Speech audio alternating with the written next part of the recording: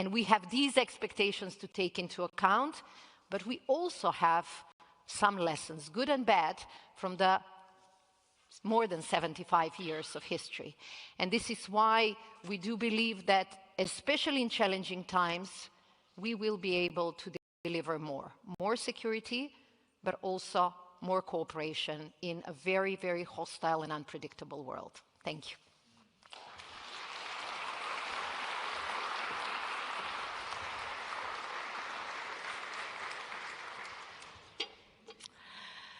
Thank you so much for pointing out the importance of the transatlantic bond and how we can strengthen it in these turbulent times.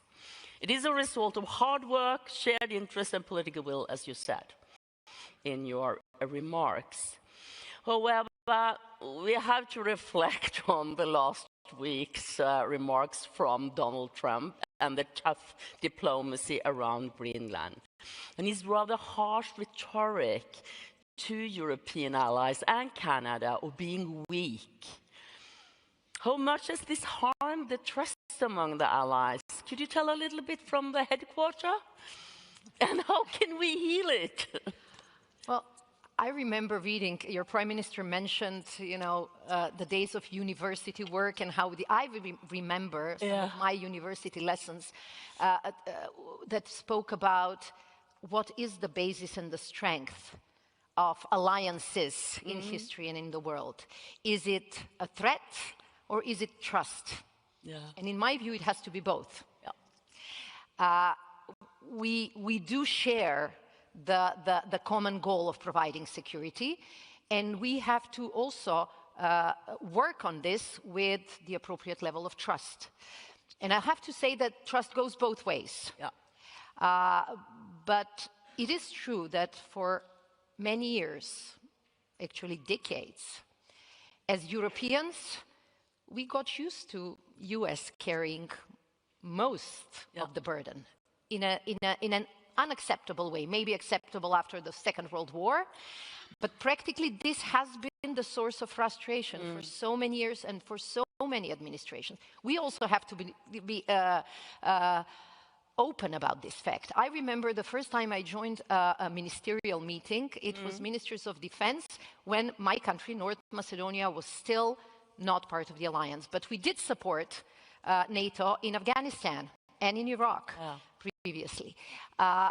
So we were there around the table discussing Afghanistan, but at every meeting, the Secretary of Defense from the US would start by calling European allies and Canada to invest more in their defense.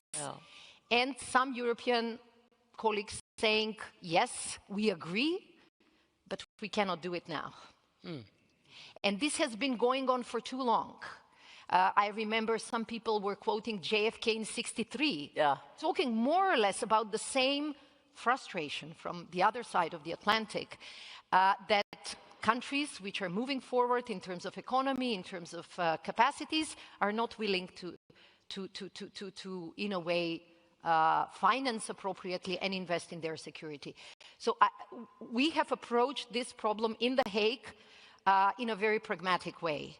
How can we do better?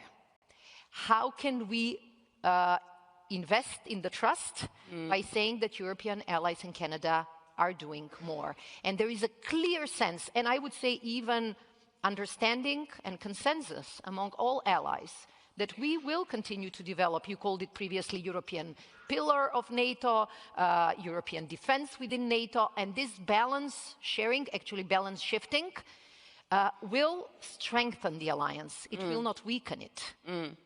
And of course, allowing US to be present in other theaters, but also saying that US nuclear deterrent remains also very important for the alliance, apropos the discussions that we have had previously.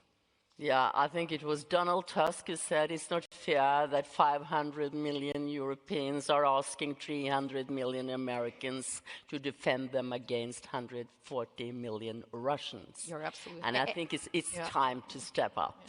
Yeah. And I think he added also, from an economy the size of Italy. Yeah. So both in terms of numbers, in terms of economy, might, innovation, power of industry, Yeah. you know, it's, we can do better, and we can deter by investing even more in our security. It's talking about in NATO now, burden shifting instead of burden sharing. What's the difference between the two terms? Does burden shifting somehow indicate that some downsizing or even withdrawal of American troops in Europe? Or, yeah, burden shifting has been on the table for many decades. Well, this is it. When you don't deal with burden shifting, you know, then you have to be even more ambitious afterwards. It is clear that European allies and Canada, and European allies especially on the continent, are prepared to take the lead when it comes to conventional deterrence. And this means more prominent role, bigger numbers, but also capabilities. And this is where our relationship with defense industry become crucial. I started this morning in Oslo with a conversation with representatives from the Norwegian defense industry. Really remarkable, not just the primes, but really small and medium companies who bring something to the table. And they said that they have seen the demand signal growing stronger after The Hague, but they also need some additional predictability. Why is this that defense industry still with certain question marks? That's because they're afraid. Is our commitment real, and will it stay? Because we have had commitments in the past, and unfortunately, too many allies we were dragging our feet. So I think what was very important in The Hague was to send this message, and then what is important is that now we focus on implementation. Because it's not as if the 5% is something that we have on the table. The 5% is goal. Some countries are more ambitious. Some countries have already shown, you know, that they can contribute 5% either this year, next year, or until 2030. And I have to also say Norway was a very strong ally in terms of having the 2% even before many of the others. But we have to convince also defense industry and our adversaries that our commitment is not going to disappear the moment, especially the moment after the war in Ukraine ends. Because it is a clear understanding by all our intelligence services, by all our experts, that when the war stops in Ukraine, the threat of Russia will not disappear. On the contrary, they have shown that aggression will be and will continue to be their foreign policy towards practically all their neighbors. And we have seen this when we analyze Russian economy, when we see how they're churning up military equipment. So this is why our commitment cannot be a one-time decision. It has to be a sustained effort that will strengthen us. Totally agree. You mentioned the need for NATO to step up in the Arctic. To a Norwegian and a Finn, the Arctic is part of our DNA, Prime Minister Støre and President Alexander Stubb wrote in Financial Times, I think it was last week. And in the last year, the NATO profile in the Arctic is already enhanced due to updated regional plans and command structure, as well as Finnish and Swedish NATO membership.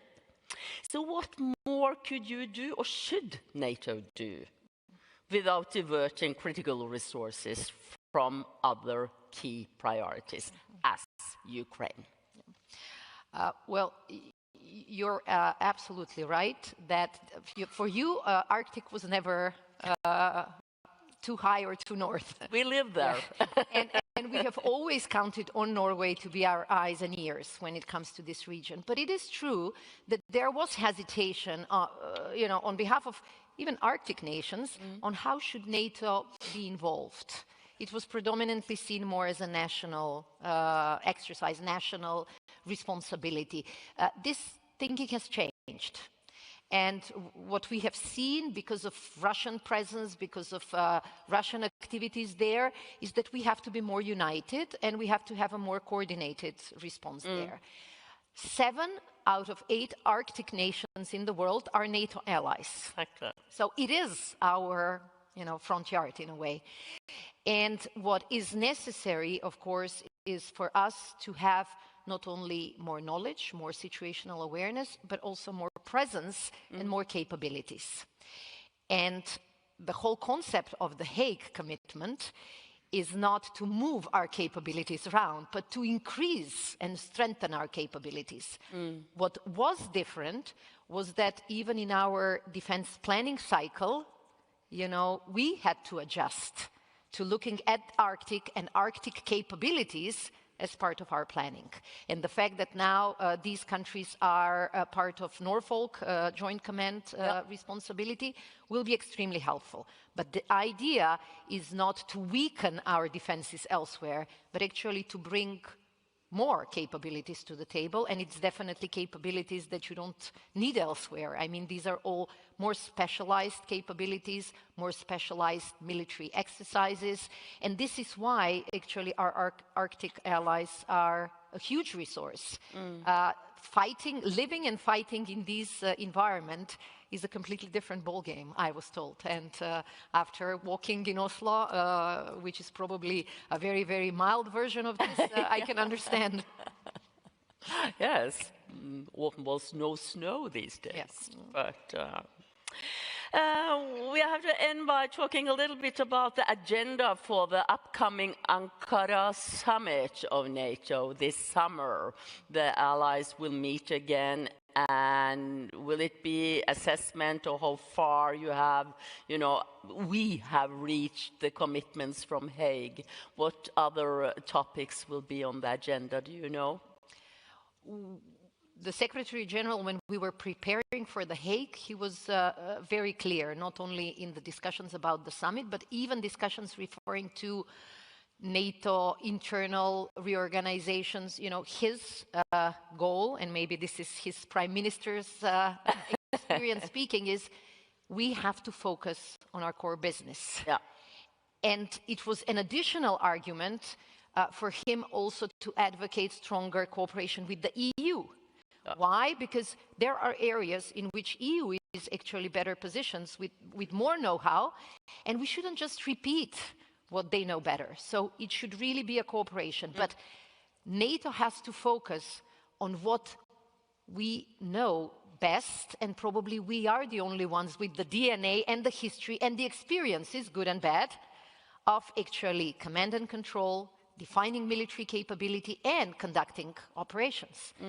So he said even then, we will not pick our 3 priorities for The Hague and then think about different priorities next year. No, it's all about implementation and delivering on these commitments, because the 5% pledge is only as good as our budget decisions are every year.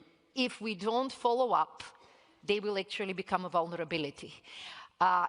On defense production, we will continue also the focus in Ankara, and we will have another industry day focusing very much on how can we support industry and how can we be better with using additional funds, but hopefully without avoiding additional costs. Because there were several ministers, I remember in the preparation to the summit, who said, if we increase spending, we will just end up with more inflation.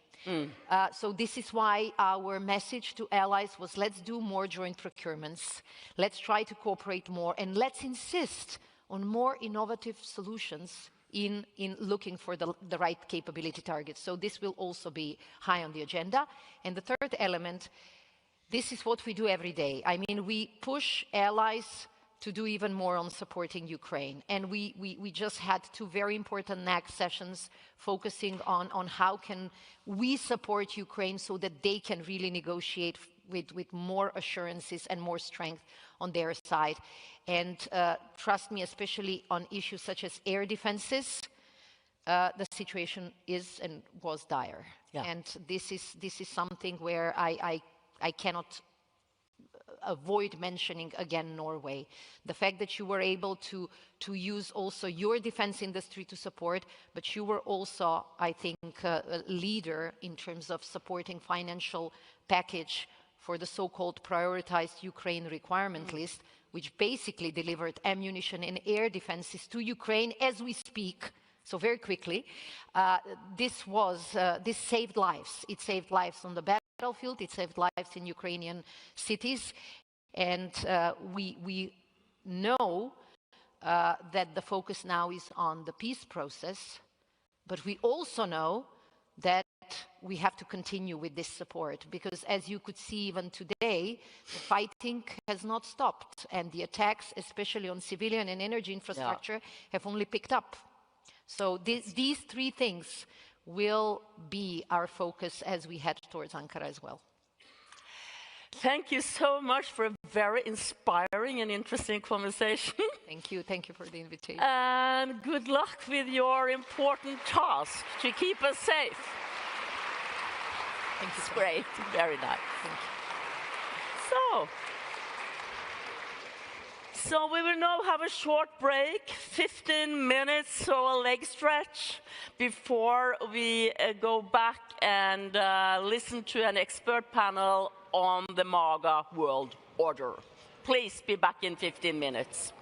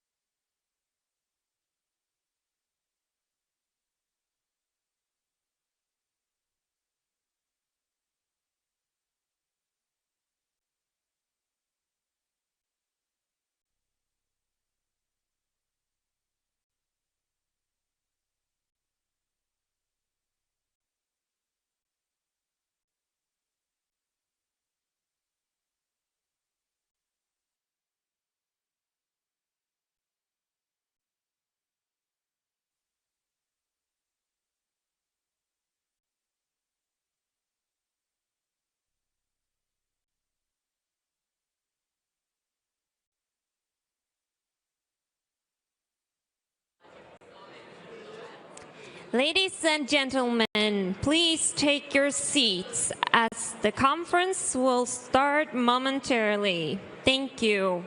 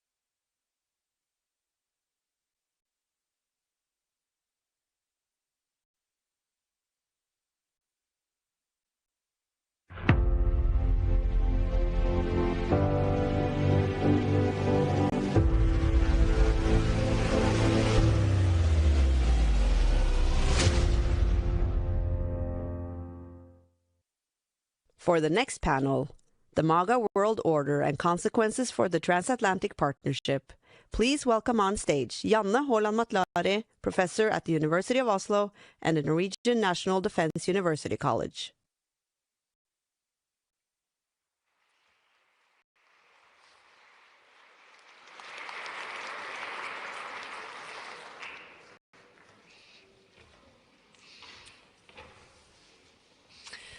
Thank you very much, and happy to be here. We're going to have a panel discussion on que faire, what is to be done, as Lenin entitled one of his pamphlets once, what is to be done now in Europe and European defense. The point of departure is, of course, the NATO alliance, 80 years transatlantic cooperation and ups and downs, but certainly now with major questions. And I think we could say that the good scenario is transition, that we have a period where Europe really takes seriously conventional defense and perhaps also nuclear deterrence, where Europe fulfills the pledges and where the guideline is the National Defense Strategy that was published by the Pentagon just some days ago, in which it is said that the US stays with NATO. There will be the critical support, but less support. Europe has to be able to deter Russia, which is no problem at all according to the text in there. It's very optimistic. You have so many more citizens, you are so rich. Russia has a GDP of Spain, excuses to Spain. So this is the transition scenario whereby the US stays the course, SACEUR remains American, the whole sort of burden shifting is accomplished.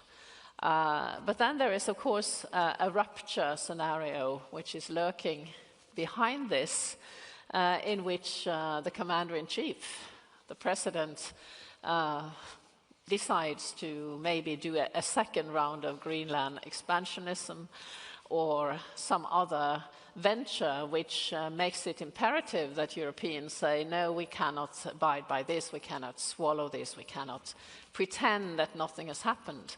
So we have to, in a way, consider not only burden shifting and planning with the US, we have to consider the commander-in-chief's whims, political whims. Sometimes I think it's akin to a political Tourette syndrome.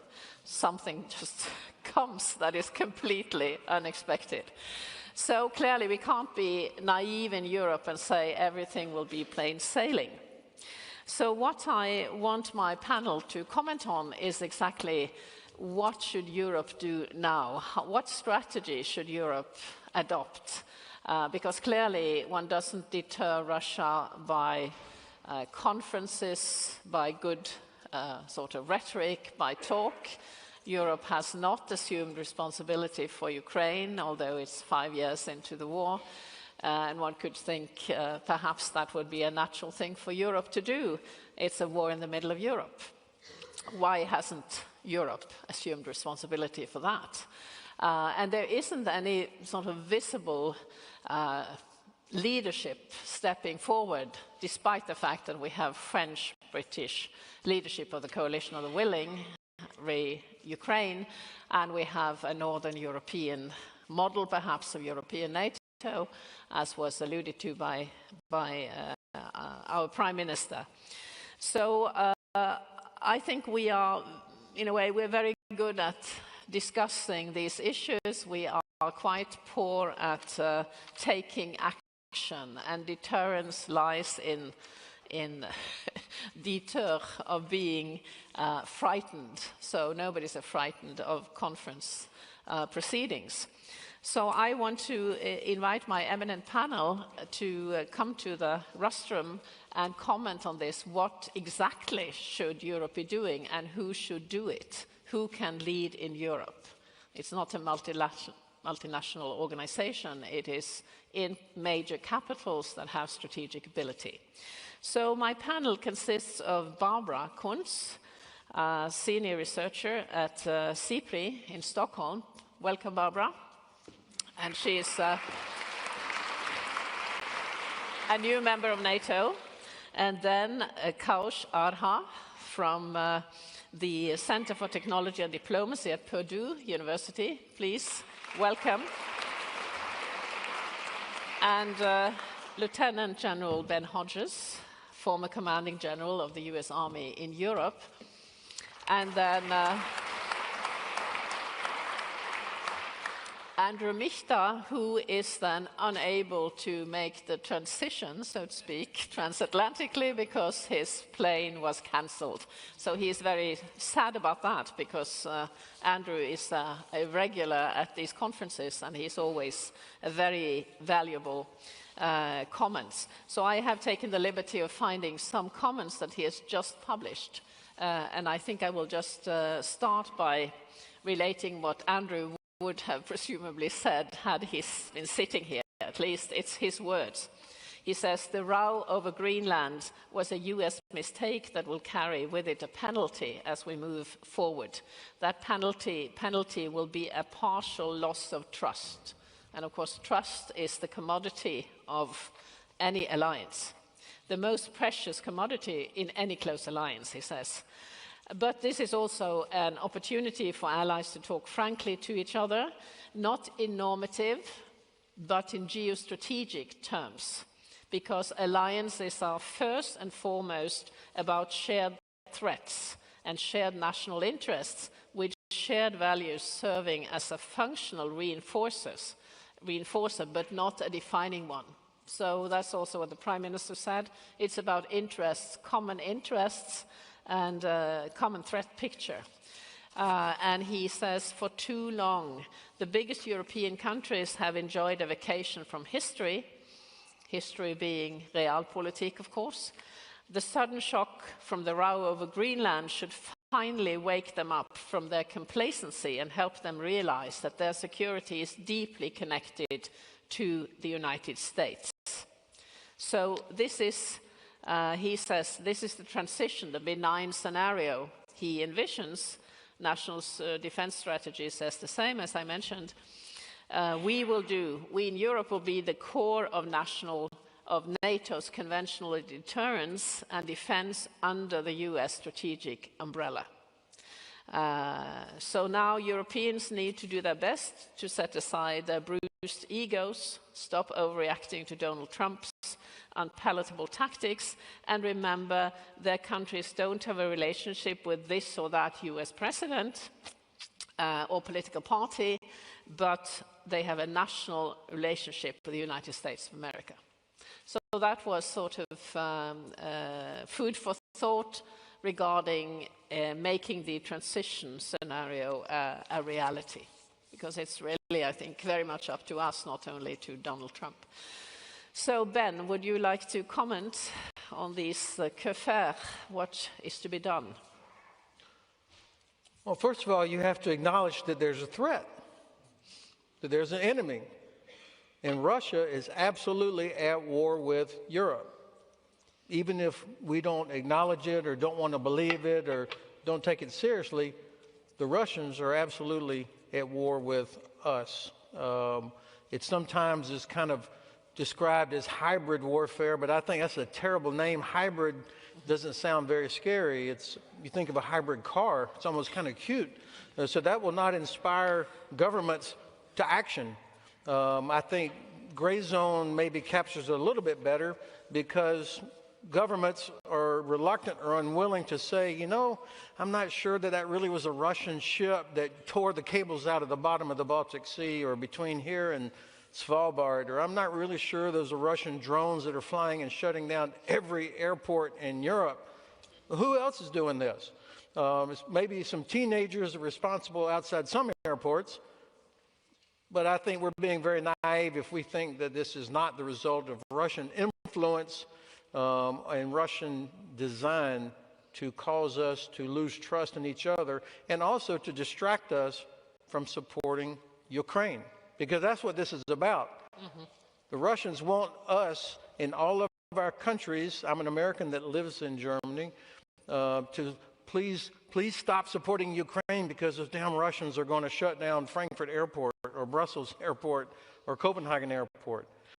And until we can act with some sort of, and I keep saying we, I'm talking about the alliance, but also all the countries of Europe and North America, until we can inflict consequences on the Russians for what they're doing, it is only going to continue. Every day, ships, end-of-life vessels, according to the EU's special envoy for sanctions, end-of-life vessels loaded with Russian oil and gas are heading out through the Baltic Sea, past 7 or 8 EU and NATO countries. Mm-hmm. Almost never stopped. What are we scared of? You should be scared of one of these ships having a terrible accident and dumping hundreds of millions of liters of oil on your shore. That should worry you. Not to mention the fact that the money they get for that oil goes to pay for their war against Ukraine, which is why there are 4.5 million Ukrainian refugees in Europe now, and it will only get worse if Ukraine fails. So what should Europe be doing? Number one, help Ukraine. That's the best way to protect Europe, is make sure that Ukraine continues what it's doing so they can defeat Russia. The second thing, this is probably the only time I've ever agreed with my president, Europe absolutely can defend yourself. Please stop whining. I mean, you were Vikings, for God's sake. Why is there so much whinging about, if the U.S. leaves, what are we going to do? Come on. I mean, seriously, Ukraine, with very little help, has stopped Russia for 12 years. Not 4 years, Kate. 12 years this war has been going on. Ukraine has stopped them. What is Europe? Why are we so scared that, please don't let the U.S. leave? Please stand up to my president. Hold us accountable. Make us live up to our talking points. That's what you should be doing. Thank you very much. We could notice that 450 ships from the Shadow Fleet has passed the Norwegian coast or sailed from the north, passing our long coast last year, and we have not boarded any of them. Now I see there's a policy of boarding that is developing in, I think, UK and US and so on. So there's a reinterpretation of the law, so to speak. It doesn't really need reinterpretation, because if you're not innocent passage commercially, then there are many things you can do. So this is, I think, very opposite, because we are attacked, whatever we call it, not hybrid, but we're attacked in this political warfare. That's what it is. And we are just quite reactive in this. So we're talking about conventional deterrence, but we're not trying to do anything by way of denial deterrence of these attacks, which could also lead to less of them. So what we're not doing, now we have something on what we're not doing. Mr. Arash, do you have something, some good advice for Europeans, what to do? Well, I don't get into advising Europeans what to do. I'll tell you what we Americans think, and you guys can figure it out among yourselves. Yeah. But I would start by saying, first and foremost, that I had the privilege to be in Afghanistan for 2.5 or 3 years. And it was a privilege to be with NATO allies, and the NATO allies worked and fought with us as well as anybody else. I think that needed to be said. Anybody who said anything different is wrong. And so I think that's... But having said that, I couldn't agree more with Ben, and I'm not going to be getting here and telling what Europeans ought to do, but I think it's useful to better understand America. The title of this panel is the MAGA World Order. It's an interesting term. I often am asked in my country to sit on the woke European world order as a panelist and explain to them what it is. Both the terms are ludicrous, but it is important that we speak different languages and we caricature each other in different sort of situations. A lot more here, perhaps with probably a little more articulate and long-windedness on our side, a little bit more short, brief, and perhaps crude. But it is important to understand at the moment, and I will follow up on what the Prime Minister said. I thought it was useful, and few of the early speakers. Interests rule. Always interests rule. Geography matters. It's an important part. NATO issues and transatlantic issues have been tough, and they need a lot of work. That hasn't changed, and nothing that is written in the national security strategy or the national defense strategy is anyway odds with any of that which was said earlier here. What we do have now, that there is a question, a two-part question I think is important. I don't see, and I do not, rupture is a word you guys use. We don't use it. If you love it and you want to use it, you know, maybe the wishes come true. It's certainly not the term that Americans use, and will not use it because we don't see it that way. But we are at the cusp of sort of certainly a transition of sorts in which the transatlantic language is dead and the new transatlantic language is needed. Transatlantic interests are so deep-rooted and so inextricable that you just cannot rip them apart.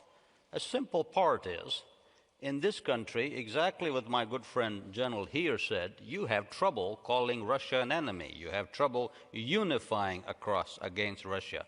You have even greater trouble doing it against China. So do we, because of the inextricable nature, whether it be energy or business. That inextricable business nature that both of us have with China is about $1 or $2 trillion maximum. Among us, it's $7 trillion. So this notion that we are at a rupture or somehow we're going to wander away, it's just not feasible. And then you can talk about it at Davos and get good speeches. It was the most irresponsible speech I've heard from Mr. Carney. It was great that a lot of accolades came about it. So I think that is important. So we need to work on that particular deal, and that is very, very... We're certainly not an isolationist country. When President Trump came up, there's a whole discussion it'll be isolationist. This has been the most active foreign affairs president in his first 1 year than last 7 presidents put together, and he's still not done. So I think he'll continue to go. I would also suggest that I would say 2 things that does bother me personally. One, I believe very strongly in American exceptionalism. And American exceptionalism believed that we ought to be held to a higher standard. I never measured myself, this is how Norway acts, or this is how France acts, and this is how I should be acting. I always acted much better in an exalted manner and trusted in that way. That appears to be waning under the president, and that bothers me. And I think it is sad to some degree. But that does not mean that I act any different than any European. Any day, all day, I'll take it on. We all live in glass houses. The other element which is important is that the tariff issue, even though it may be a useful tool on occasion, both the great sort of frequency of it and the great sort of unpredictability of it, that does harm one of the greatest strengths of America, which is the predictable system of American economics. So those are two important sort of considerations. Having said that, we're in a discussion here, one of style and substance, and one should not be, as a good Danish foreign minister said, this is now how friends talk to friends, and it's true. A lot of the conversation may very well be unwarranted, unfair, unhelpful. But it's a little bit like me walking around and saying, hey, if I had the money, I'd change this rich house. The rich people don't have good taste. They should have made the house this way and that way. I ain't got the money. They got the money. They built the house. President Trump got elected. He got elected in a federal state because this is the way he talked and people related to him. It is what it is. He's elected president. He talks about that way. But it is the interest, and you guys have to figure out where your core interests are and how hurt are you with a given language. You can do both. I'm not saying pick one or the other. It is very likely, more likely than not, that by the end of President Trump's term, that he may have pushed both America and most of its allies either almost at or closer to a 5% GDP defense budget. That would leave all alliances, both Indo-Pacific, North Atlantic, and Middle East, stronger than they are. That will lead all our alliances and our capacity stronger than it is. And that may reel into a more safer world. That is more likely than not. I'm not saying it's guaranteed. That would be best for everybody. Now, of course, there is a rather bitter medicine on the way. The polite way has been told not just by Kennedy, but actually all the way back from Eisenhower onwards. It didn't work. He's trying a different matter and he's going at it.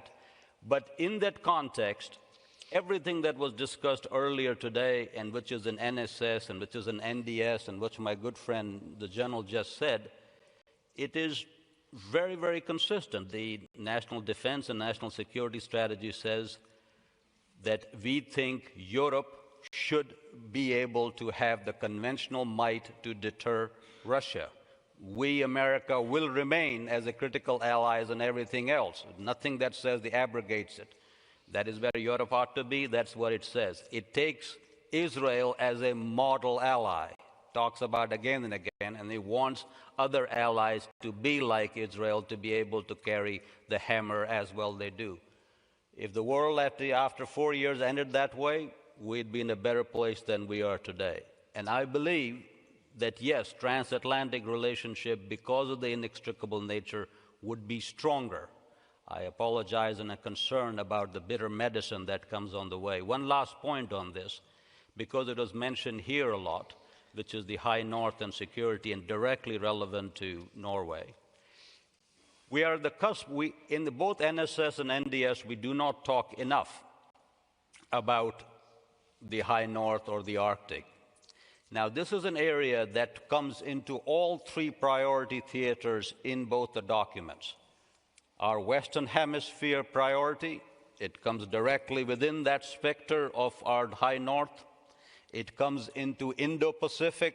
It goes up into the high north. And certainly, making Europe great or stronger comes in. So they all come together in the high north.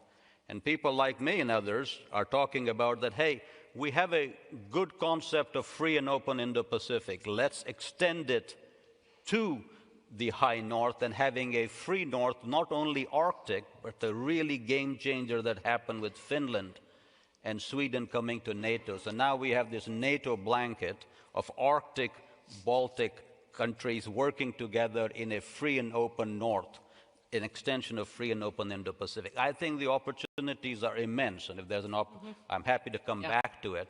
But that's another very, very positive area of strong collaboration, very strong, building on not only the 4,000 Americans here, and just like the Prime Minister said, that even in this era, that would be a very rich way of going forward. So lot of good to do. I think there are a lot of bitter medicine, but interest rules, geography matters, hard work at bay. Thank you. That was very forceful and very interesting. And I think we should remember, you mentioned Eisenhower, who said in 1951 that if there are American soldiers in Europe in 10 years' time, this NATO experiment is sort of a fiasco. So not to urge the Americans to go back now, but this theme has been around for a long, long time. And of course, Europe has been able to dispense with hard power to a great extent, because there has been the NATO-EU sort of implicit working relationship. I think Europe is the only region of the world that is classified in a way as a security community where states trust each other so deeply that they couldn't envision war. I mean, we even don't trust the Swedes, which we historically haven't done. We built a fortress against Sweden in 1908, 3 years after we became independent from Sweden. So this is something to, in a way, Europe has been so fortunate for such a very long time, not having to think about interests and defense of national territory.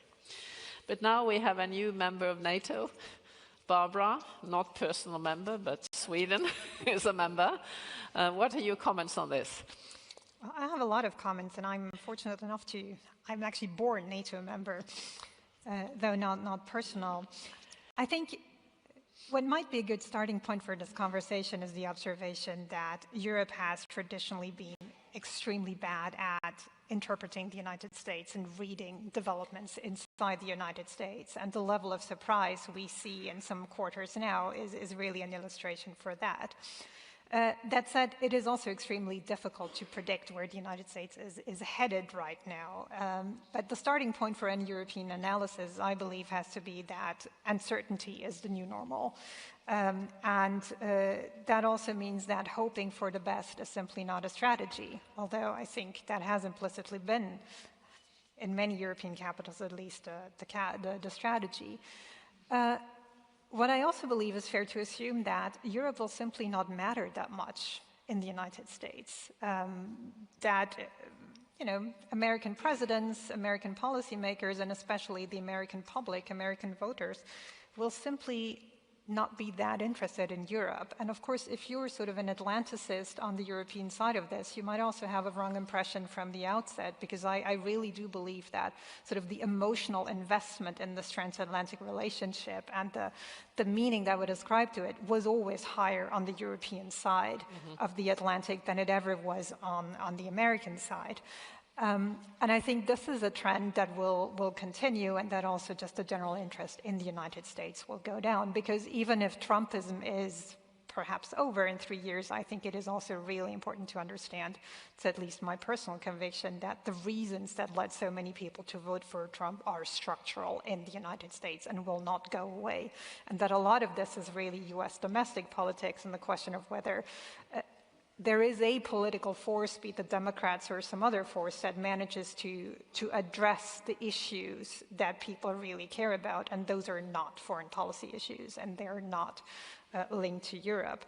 And I think Europe being less important in the United States is good and bad from a European vantage point. It is obviously good in the sense that I don't believe that this current narrative of the EU is the main enemy that needs to be destroyed and where all evil comes from.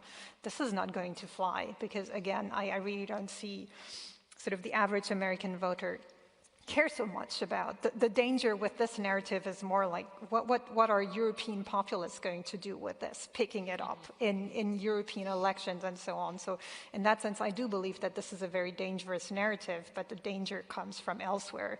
Imagine European populists with US tech bro money just sort of taking this into election campaigns. But I think in the US it's likely going to fight. But it is, of course, also bad news if Europe is just less important to the United States, because that means that happy transatlantic times are over. Now, whether they ever were as happy as some people would have is another question. It's been mentioned here already very many times this morning that burden-sharing debates are as old as NATO, but that also, for example, the US relationship with international law has been, well, depending on who you ask, not always as exemplary as you would perhaps want to have it. And of course, there will also be Atlanticists in the US in the future, as there are now. But there again, I think it is also easy to get a slightly skewed vision when you're in Europe, because of course, the Americans who like to talk to the Europeans and to attend conferences like this one, well, they're not the hardcore anti-Europeanists. And so there's also this whole other group of American foreign policy thinkers. So what does that mean for Europe beyond all the concrete measures we're talking about here and investing in defense and so on? I think the key mindset change that this really requires for Europeans is understanding that dependence is not a strategy. And I think for many it has been. If you look back at all these discussions we've had here in Europe, European strategic autonomy, and in many ways, although it was never really framed that way, a lot of these debates were actually about causality behind US engagement in Europe. And you had those who argued that if we become too strong, then the Americans will withdraw because they don't like that or they will not think that we need them anymore. And then, of course, you also had the others who said, yeah, but the stronger we are, the more interesting we are as an ally. But there was never an answer provided to that disagreement on what is it that keeps the American in. And, of course, the Americans have also not really been helpful in answering that question because the messages have been very contradictory. Like, do more, be stronger, but don't strengthen your defense industry. Don't become too independent. Don't do this, don't do that. So it also sort of, the Europeans could never find an answer to these questions from Washington. And not what, if there is something positive coming out of the current situation, it's not much positive, but if at least the mindset shift in Europe could be that, well, don't wait for the Americans to answer these questions. Just define your interest and just sort of go way beyond just saying 5% is the solution. It's really a matter of mindset. It's a matter of strategic culture. Is don't bet on dependence to maintain the transatlantic relationship. And just to end on something a little more positive, I've always struggled to understand why dependence would be the one factor that keeps the relationship across the Atlantic strong. I mean, I maybe sound like a feminist marriage advisor, but aren't the best relationships the ones that both sides want to be in and not one side is in because it doesn't have another choice? And so I think if that's where we can get sort of as a European mindset, then there's actually something positive that comes out of the MAGA world order. Thank you. That was very refreshing, very interesting. And I think if we take that as the point of departure, then in a way, is the French thinking about autonomy, which is of course went on from de Gaulle onwards, is that a model for achieving European sort of strategic culture? Because strategic culture is a term that is used in the literature quite a lot. One disagrees on how to define it, but it has to do with the willingness to take risk and ability to take risk.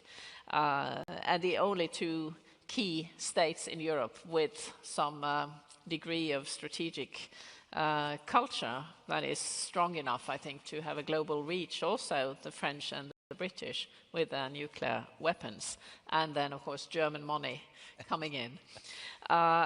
And I think we heard about the coalition of the willing, able, like-minded, that is Northern Europe. British leadership, the Nordics, the Baltics, the Poles, the Poland as a major military power.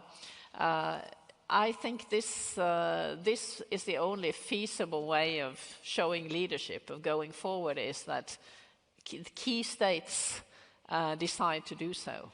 And then, of course, with the NATO method, so to speak, in terms of how to do it militarily. But politically, there has to be the will in capitals, not consensus-based organizations. The EU would not be able to do much as long as there's unanimity with Hungary, with Slovakia, with other countries that may want to stop aiding Ukraine, for instance. So I think this is a question what to do now, is who can do it, and how, in a way, does one address the needs on the ground. Conventional deterrence, fully capable to be had here in Europe, what does it require if we leave nuclear out of the question? FT had a very good article some days ago listing the enablers, the strategic enablers that only the US has for the moment. Can we acquire those, and how quickly? That's the sort of question. And to keep this, interest-based cooperation with the US, as you talked about, Barbara, not to not look at dependency, but look at our interests and how to arm up in order to defend those interests. Any comments on this? In America, when you're on a panel with somebody and the other person goes, "My good friend," that means they disagree with every fucking thing that you just said. All right, so just to be clear, Ash and I disagree on almost everything that we have said. I wish that in 3 years the alliance would be stronger. But when the President of the United States daily and his knucklehead, his Secretary of Defense, daily smash our allies, when they denigrate the sacrifice of allies, when the President publicly says we didn't really need them. Okay, first of all, how many thousands of Allied soldiers were killed or maimed or wounded in Afghanistan? Only because we were attacked. The only time that Article 5 was ever invoked. So I was sick to my stomach to hear that, having served in the middle of British, Canadian, Lithuanian, Australian, Dutch soldiers, Romanians all around me. It was sickening. What makes NATO successful? The reason the Soviet Union never attacked us in a conventional way, the Russians have never attacked us in a conventional way, is not because we have gazillions of dollars invested in equipment. It's because they always knew that we would all show up. The cohesion of the alliance was always the secret sauce. Not if you were 1.8 or 2.2 or 5 or whatever. We all knew that we could show up. One of the best Norwegian soldiers I've ever known, Odin Johannesson, when he was the chief of the army, I was here on a visit several years ago. I'm so old now, I can't even remember exactly when it was. But I said, Odin, what is the part of Norway? I was revealing my ignorance. What part of Norway is strategically the most important thing? Well, where do you focus? And of course, I immediately was thinking, well, obviously it's around Oslo. You got to protect the capital where most of the people are. He drew a little cartoon map of Norway and then a circle around the top 10% of your country. He said, that's it. I said, what? Nobody lives there. He said, if the Russians ever captured that part of Norway, it would change all the calculations for the North Atlantic. It would reduce Norway's ability to monitor Soviet subs, Russian subs, but also what's coming through the North Atlantic. If the Russians got control of that with anti-ship missiles, with air defense and radar, they could disrupt everything that we, the alliance, needed to be able to do to defend ourselves. So here's a Norwegian army guy explaining brilliant maritime strategy that was not for the benefit of Norway, it was for the benefit of the alliance. That is strategic thinking. That's how our alliance works. And then my last point, what we, the United States, need from allies is not for UK, please hurry up and get to 3.5% or 5 or whatever, or for Poland. By the way, Poland, Romania, already there. And what happened to them? The U.S. announced they're going to reduce presence in Romania. So don't believe that, throwing money at the feet of the U.S. president in hopes that he'll stay involved, that doesn't work.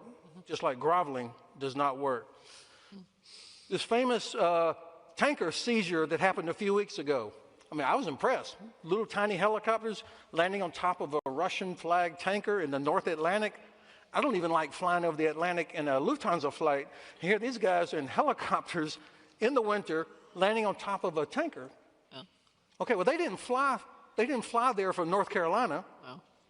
No, the U.S. Air Force, which is unmatched, I'll say that when it comes to transport, flew helicopters to our ally, the UK, where we have bases because our ally, the UK, allows us to land there, unloads helicopters, and then working with British Navy providing refueling capability for 2 American Navy ships that are based in Spain because our Spanish ally allows us to be there. And they came up, and that's where the helicopters then went to, and then went and seized the Russian tanker. Plus, 50% of the intelligence that we depend on does not come from American satellites. It comes from our allies, and not just the UK. So this is what the birdcage liner, known as the National Security Strategy, is doing to the most important thing that we have, our allies. Of course they piss me off, okay? Don't forget, France kicked NATO out back in the time of the Gulf. This has not been a rose garden, all right? Greece and Turkey are at each other's throat all the time. Great Britain and France very angry at the U.S. when we intervened in Suez. Germans extremely unhappy when we invaded Iraq. But we always managed to get through it because we had not just shared interests, Kash, we had shared values. That's what I worry about. Yeah, very well spoken.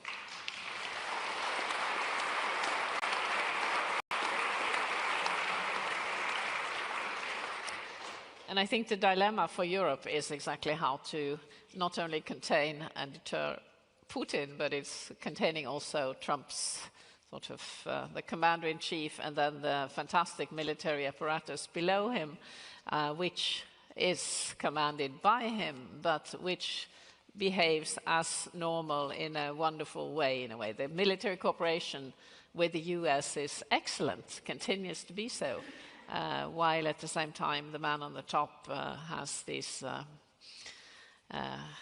incredible, I would say incredible statements, especially the one about allies.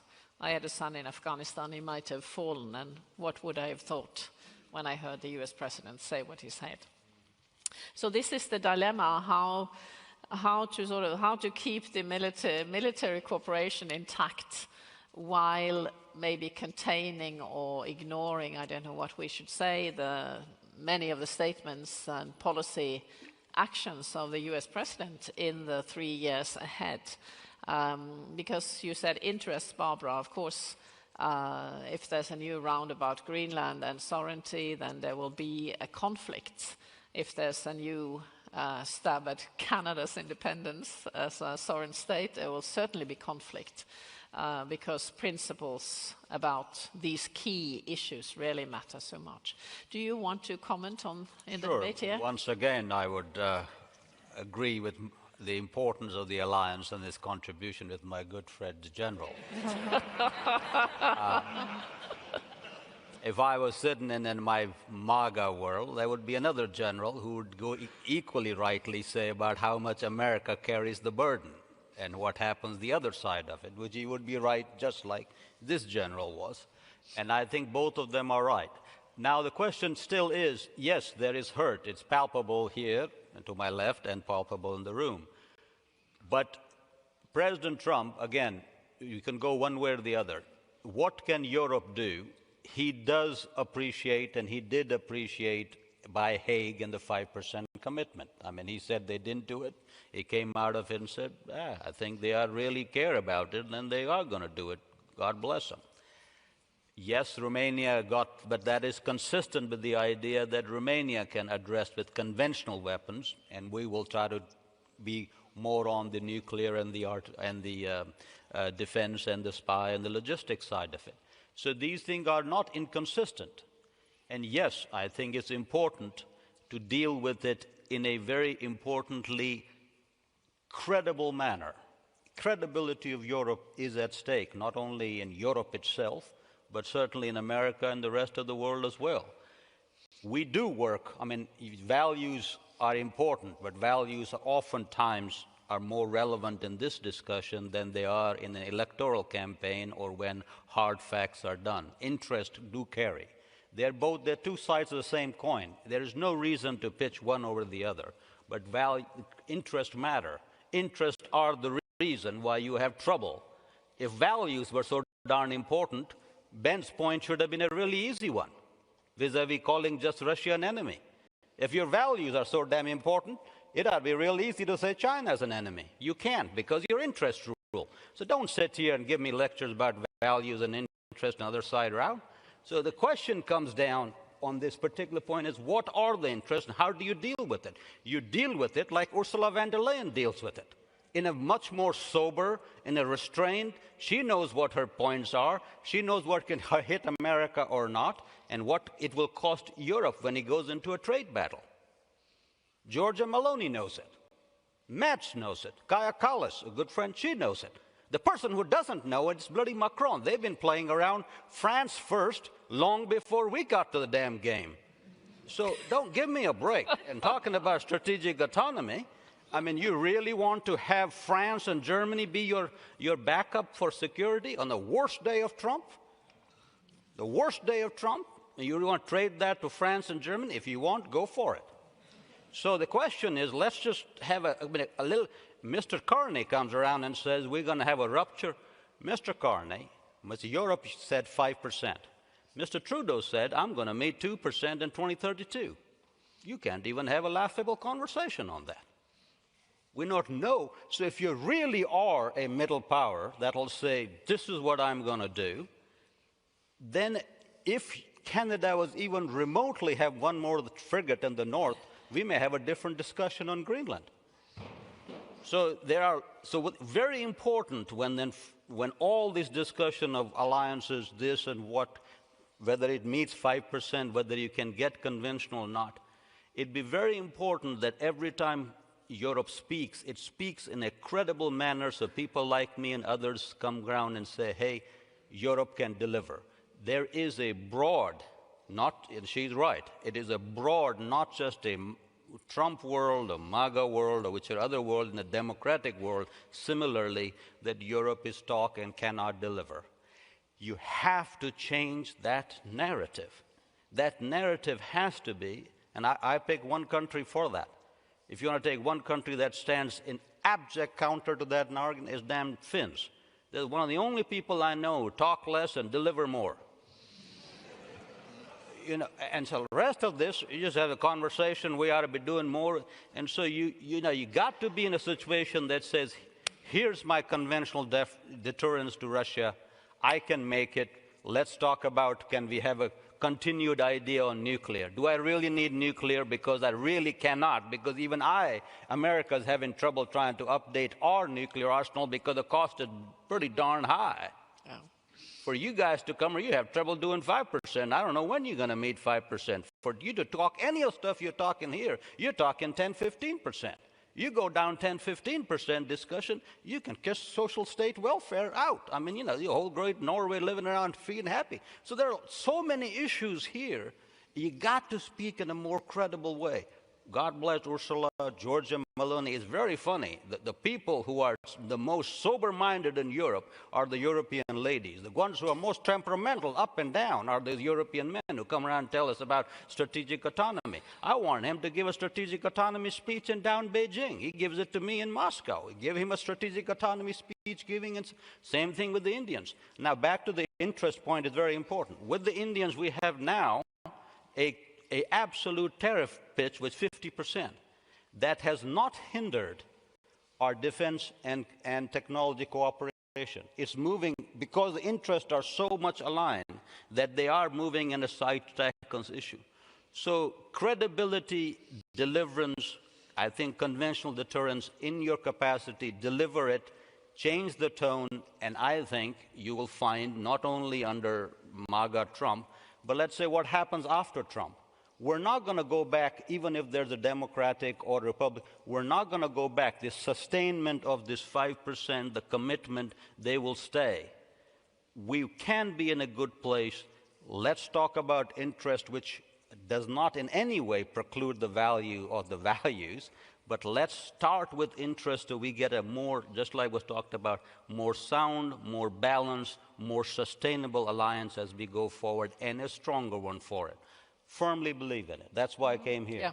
Well, I mean, it's clearly the term interest was also mentioned very strongly by the Prime Minister, that it's not about, it's about interest. And of course, interests, we have this long debate about what's the limit of an interest. Of course, values, in terms of sovereignty as a principle and the key issues of international law and so on are interests, especially for smaller, middle-sized powers. I just want to make one point. I had Indians, yeah, but they are now the global south. Please, Global south people, the Indians come up here. You know what Indians say in the Raisina dialogue? When I go to Europe, I come back with value fatigue.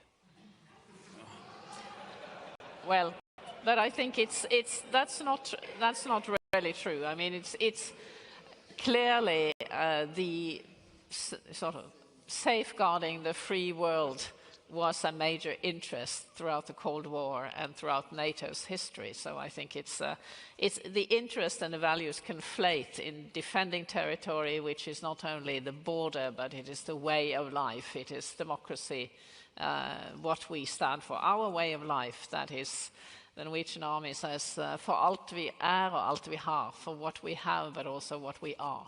But Barbara, we have suddenly three Americans here discussing what Europeans should do. Maybe that's symptomatic. It is complicated, and I mean, I'm trying to sort of find the right segue into this. Of course, being credible as Europeans is important. The question is, credible in whose eyes? Is it sort of, does our deterrence have to be credible in Moscow's eyes, or do we have to be credible in Washington's eyes, but then credible to do what exactly? So, I mean, there's a lot that needs to be sort of taken apart and looked at very closely.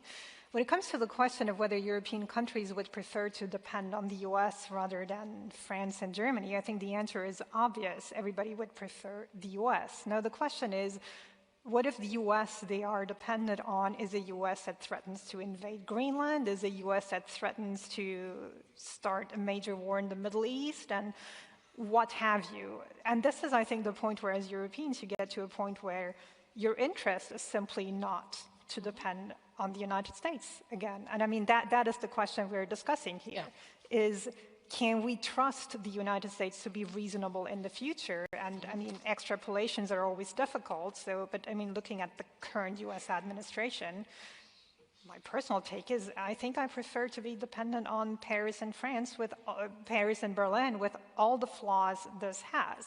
And I mean, this brings me back to, since you mentioned European strategic autonomy, we don't call it like that anymore because that's toxic. We now talk about the European pillar of NATO, or as we heard this morning, Euro-NATO. It's exactly the same thing. Yeah. Just rebrand it. It works better, okay, let's rebrand it.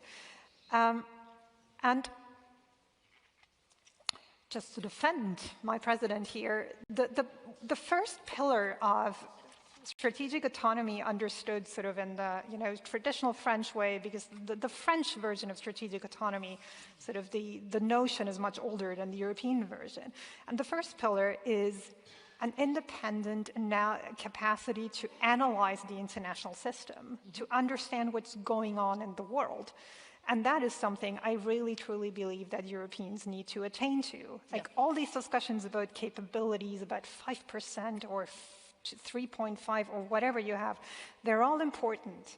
And there needs to be done more. There's no doubt about that. But sort of this intellectual dimension of being able to read the international system is something that Europeans, with certain exceptions, have really underinvested in, and that Europe needs to gain back. I mean, just to take a very recent example, Greenland, how many European capitals were even able to assess by themselves whether there is a Chinese or Russian threat to Greenland, or whether they should just buy the messages coming out of Washington, or what really is the situation? Now, not everybody is there, so involved in Arctic security, but there are plenty of other examples where most of Europe is just simply, I would say, unable to read the international system. And that, for example, also includes the whole nuclear dimension, which we didn't want to talk about here, but that, I mean, I don't know, I'm a political realist. I believe sort of in power structures and of course the nuclear order is what's at the basis of this. So understanding the nuclear order is sort of really, really fundamental. And all of this has been, many countries at least, just outsourced to the United States to explain things to us, and yeah, they will manage, and we want them to be powerful and deter everybody else. So I think that there needs to be a lot of investment there. And again, I mean, I think this is really the fundamental misunderstanding and all these debates about European strategic autonomy. They're not about kicking out the United States. It's about a relationship on a more equal footing. And if the United States can't have that, well, then maybe you need to wonder if it's the right partner. But I also don't think that the US really is that opposed. If you sort of talk to the more reasonably people, I don't think it makes a lot of sense to have a European strategic autonomy debate with Donald Trump. So, I mean, there is a lot to be done, and there need to be a lot of investments on the European side that go way beyond the purely military dimension of buying planes and submarines and what have you, but to really sort of, yeah, start thinking about international relations again. Yeah, I think that's very well spoken of, because we have a collective action problem, given the fact that we are so many small, medium-sized, and some few bigger states. But it's always the problem of who speaks for Europe, Henry Kissinger's famous question. But that has to be overcome. There has to be leadership and then coalition building around that leadership. And the E3, France, Britain, and Germany are the three leaders, with Poland perhaps as the fourth leg on this. And this has, it strikes me that there's an urgent, this is urgent. It is not something for debates for ages. We really have to be able to reach an ability for conventional deterrence, at least, maybe also nuclear, as a continent, as a region. And it is very natural that we should be the primary actor regarding wars in our continent, for instance, Ukraine. We have now very little time left, because time flies when you're having fun. That was not President Trump, but President Reagan who said that. But we have about 35 seconds for each of you as a final comment. Yeah. Ben, I'm sure you My good friend Cash was dismissive of values. The Constitution of the United States, those are our values. And what I see happening day after day after day with this administration is smashing this. It is under real risk. And all of my European friends, while the favorite sport in Europe is not football or hockey or skiing, it's criticizing American policy, that's okay. It always has been that. But most Europeans at least always looked up to this, because it was a system based on values that you could trust, and I worry that we are losing that trust.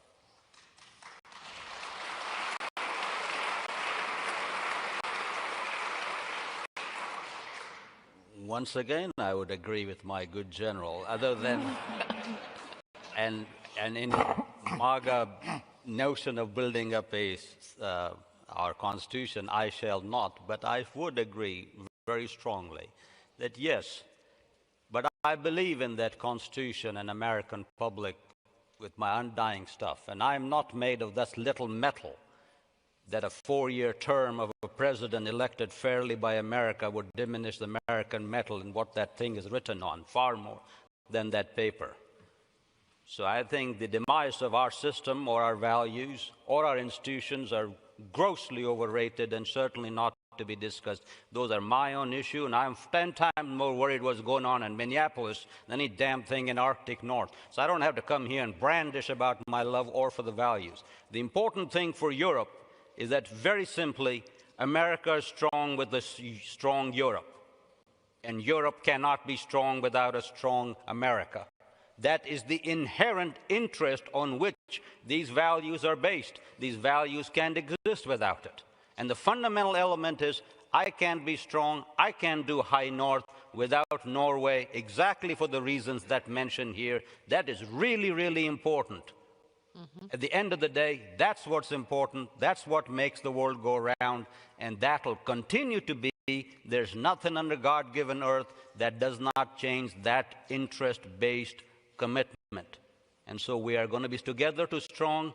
And 4 years from now, just like every other time there's a Republican president, you guys can snicker from poor Reagan to Bush, and you'll do this too. When you look in the hindsight mirror 4 years from now, we'll be stronger for it. And we'll go on to the next topic, and the next damn Republican president of the United States who doesn't know how to speak, and if they can just win to the right school, they'll figure it out. But the future is strong, and I'm absolutely honored to be in Norway and talk about it. Thank you very much. Thank you. Thank you.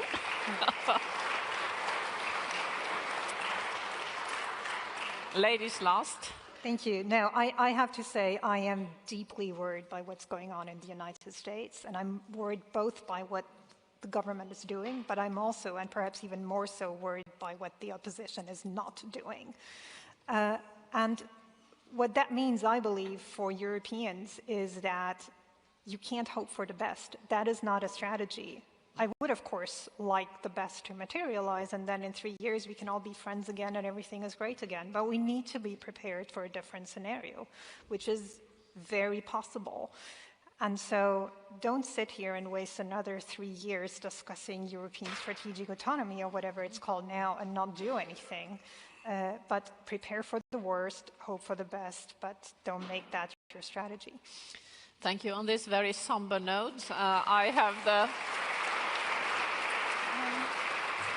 Thank you very much to the panel, and I have the pleasure to say that we can learn from the French that without good food there is no diplomacy. So there will be lunch. Okay, thank you for a very interesting discussion, I have to say, among friends. No, it's important to exchange views in this troublesome times we are living in, as I must say. We will now have lunch. I know everybody is dying for a cup of coffee and maybe something to eat. We have been here for quite a while. It's lunch served in Domus Biblioteca on the right side when you are entering the aula. The speakers will be taken care of, going in another building. And please be back and seated 12:20. Because 12:30 I will have Radek Sikorski and Espen Barth Eide on the stage. Looking forward to see you and enjoy your lunch. And thank you, Janne. Tack.